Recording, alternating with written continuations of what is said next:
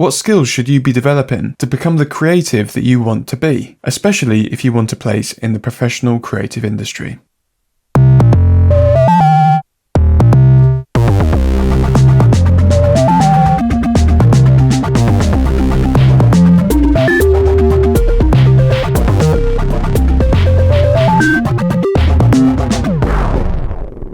Hello, I'm Seb. That's Steve. Hey. And today we're going to take a look at how you can identify the skills so that you can then start developing them. The first thing to do is to identify the skills that you already have. Can you draw? Can you write? Can you come up with really interesting ideas? Have you got a knack for making cool characters? Can you make music? Do you know how to use particular instruments, particular software? Are you good at talking to people? Are you great at making really cozy environments? Maybe you've learned a bit of 3D. That is still a skill that you have developed. Now, these skills can be all sorts. They don't have to be specific hard skills related to the creative industry. These can also be soft skills as well. Again, your ability to communicate information. How well do you work as a team? Are you really supportive? Are you good at listening to people and empathizing? Have you got a knack for gauging someone's emotion? So there's loads of different skills that you might have. It's just being aware of what they are. So what you should do is really focus some time into identifying the skills that you already have. Celebrate yourself. Don't put yourself down. This is a great opportunity to say, well, what can you do? Because I'm sure that if you do think about it and stop and actually start listing what you can do, this list is going to be quite long. Again, these could be very slight skills. Maybe you've just started in a bit of 3D, but you're still further from someone who's never touched it. So write it down. This is something that you can do. Now, of course, this is going to be completely subjective. It doesn't have to be like a qualification or a grade. Of course, it can be if you want to write it down like that. This is purely subjective. This is just for you to identify these aspects about yourself.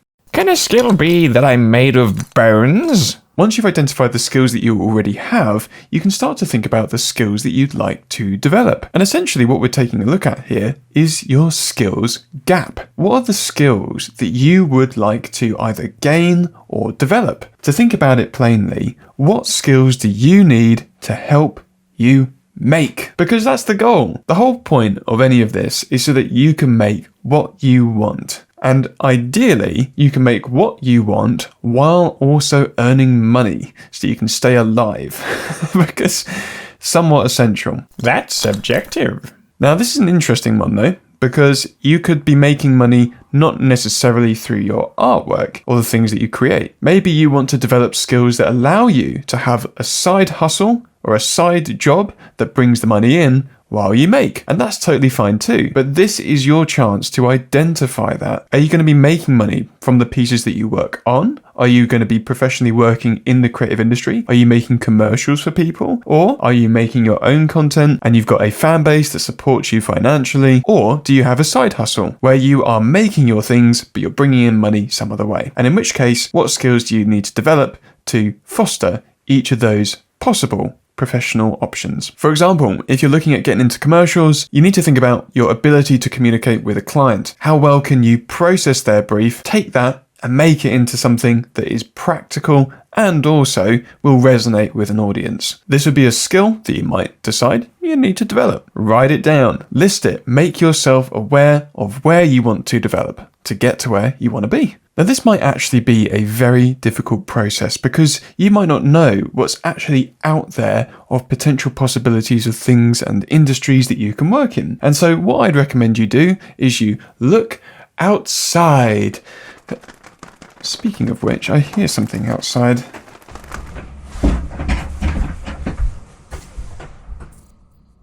Oh.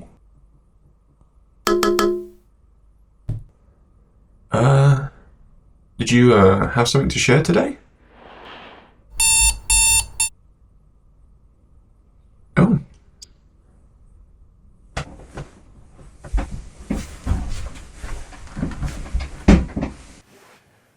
How lovely.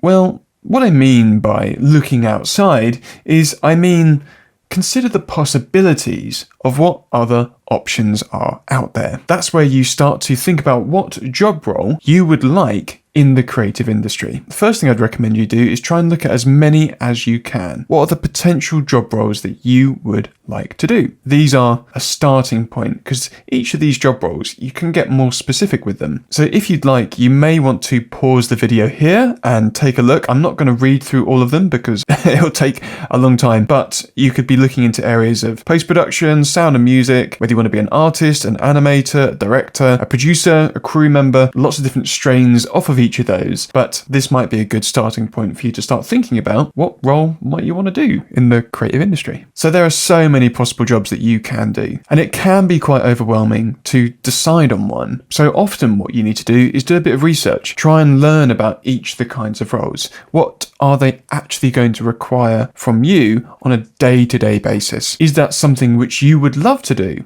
every day? And that is awesome if so. In my case, I love being an independent film director where I also work on animation and visual effects from time to time. So I would do mix animation and live action with my film projects and occasionally do animations and visual effects as paid gigs on the side. So thinking about the possibilities of what it is you can do, you're going to need to do a bit of research, and I've got some ideas of things that you can do to help you decide what you want to be. In order to research the roles, you could look for people who are already doing that role. And so once you find someone who does the role, ask them, what's it like? You'll find in the creative industry that lots of people are very supportive about helping others who are also interested in the role they're already doing. Now, of course, this doesn't always apply. If you're reaching out to someone who is very large and very busy in the film industry, it's going to be very difficult to get them to find the time to help you. And understandably, nothing against you, it's just people are very busy. In which case, I'd say try and find people who might not be as busy, but who are in a similar role to where you want to be. Ask them, what's it like? I'd love to shadow you, or something like that. Get some experience on set with them if it is a set-based role. Maybe it's in a music production house. Maybe you can sit alongside them while they are working with an artist to create a piece of music. You might also want to read into some articles. So these can be forms of publications that might have interviews or just information about a particular role. Podcasts. You'll often find that there are lots of different creative podcasts out there that often have working professional guests in a particular role. Maybe find a particular guest or a particular role that you enjoy and listen to podcasts with that person. What do they say about their job? Does it sound like something which you would also enjoy to do? We've also got interviews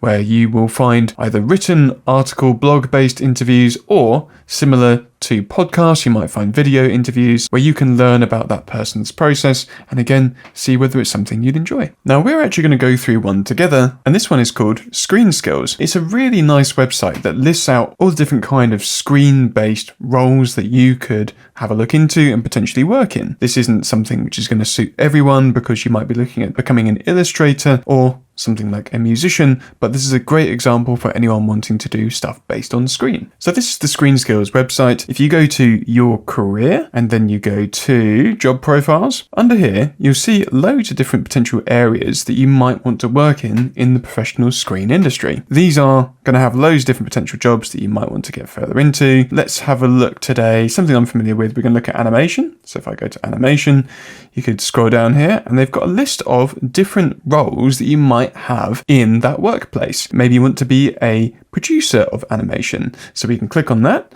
and it will give you lots of information about that role. It's absolutely brilliant. It's a really, really good resource. They've even got interviews with people as well. What do you have to be good at? So here is where we loop back to earlier, where you can think about, okay, what skills have you got? What skills do you want to develop? And right here are skills that you need in order to do that role. This will also help you identify the skills that you should be developing in order to do what you want to do. For example, leadership, organization, business, animation knowledge in general, problem solving, and we have an idea of the fact that you're going to have to work with all these kinds of people here. So you need to get good at your communication and your people management skills. This is just one example, and you can have a look and see loads of different possible job roles that you might want to try. Again, you might want to have a look at it in terms of animation industry or any other area that they are presenting here. Now, while you're doing this process, think about these things. Relevant skills you already have, skills you are missing, what you could do to fill in the gaps, and does the research role still seem appropriate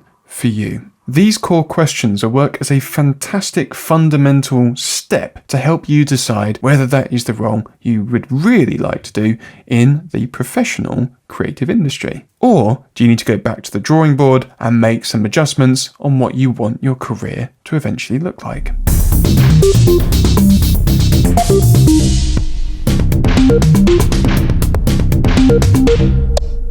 And this brings me to one of my favourite things to do, and that is to develop a skill every week. Ideally every day, but every week is great. If you can, for the rest of your life, identify something every week that you want to get better at and just throw yourself at it and make mistakes and have fun and give things a try. It is one of the most awesome things you can do. I do this all the time. I'm constantly I'm trying new stuff. Maybe I'm trying a different perspective of drawing, or I'm trying to make music. I'm learning a different instrument. I'm learning about music theory. I'm working on my cinematography, my photography, photo manipulation, visual effects, 3D animation, 2D animation. There's so much that you can learn if you want to. The potential is absolutely endless. Our brains are capable of an infinite amount of storage. We have not found the limit of what a human brain can memorize. If you throw yourself at as many things as you can, as many skills, trying to learn something every week, you are going to become an incredible creative. And you've identified already a list of things that you are going to focus on, areas and skills that you want to develop in order to do what you want to and be what you want to be. Every week, make something, try something, develop a skill, go do some networking, see if you can communicate an idea to people, pitch an idea that you've come up with, maybe spend time coming up with ideas. There's so much to do, and it is my favorite thing ever, and hopefully it will become your favorite thing too. As you can see, there is so much potential with what you can do, but I challenge you, make something every week, or at least develop a skill every week. If you'd like to learn more or just see more of my work, you can head to sebcox.com, or you can check out my socials at Seb Cox Films. And I hope you found this interesting and or inspirational. I'll see you next time.